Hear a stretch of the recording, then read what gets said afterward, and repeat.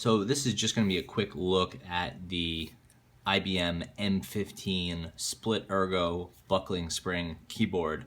This is a really rare keyboard, obviously from IBM, only produced for a very limited amount of time, I think in 1994 and 1995. Comes in a few different varieties. This is the Options by IBM model, produced by Lexmark. And yeah, so not a lot of these were made. They're made for a limited period of time. And it's the Model M, so buckling spring, but in the split ergo.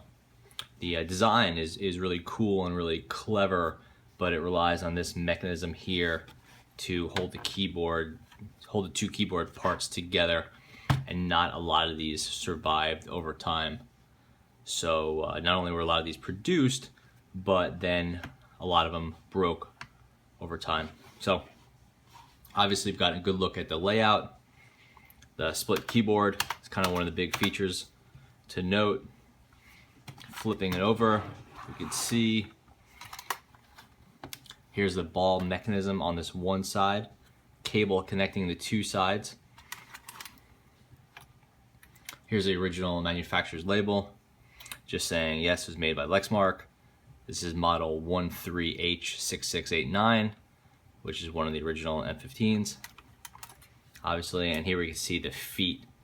These pop into multiple different positions. Then they lock, and they can pop down. You could put it down like that and adjust this up or down. So these things are actually extremely adjustable.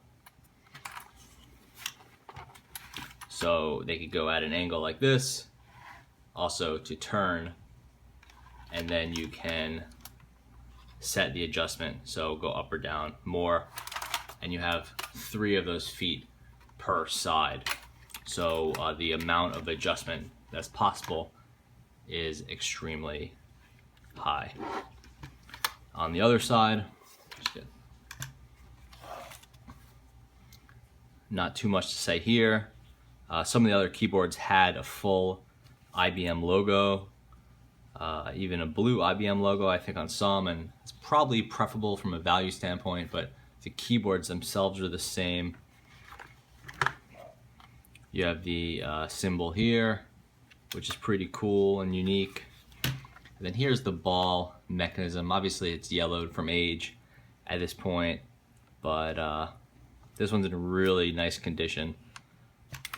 So basically what would happen with the ball is that you would unscrew it, this piece slides into this piece, unscrew a little bit more,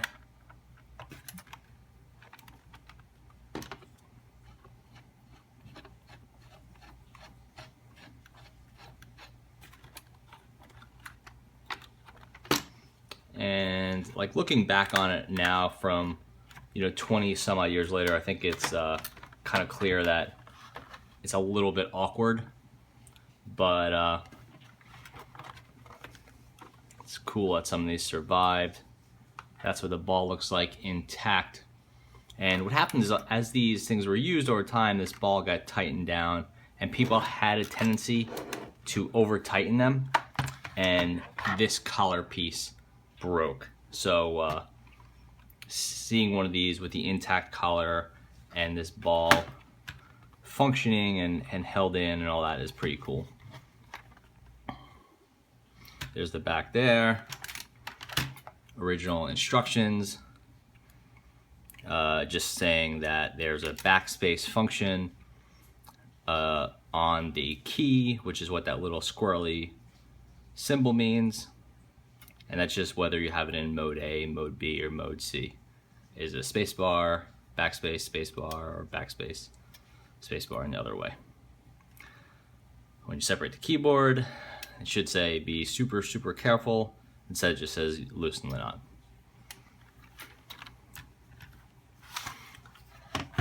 Other things to note about this, again, the two sides are connected. This keyboard uses a permanent connection, whereas a lot of the Model M's don't. They use an RJ style connector. So that's a downside because this cable, while it's very long, it has some miles on it and it's not replaceable. This one's a little stretched out, even though this keyboard is not very used, which is unfortunate, but kind of not avoidable.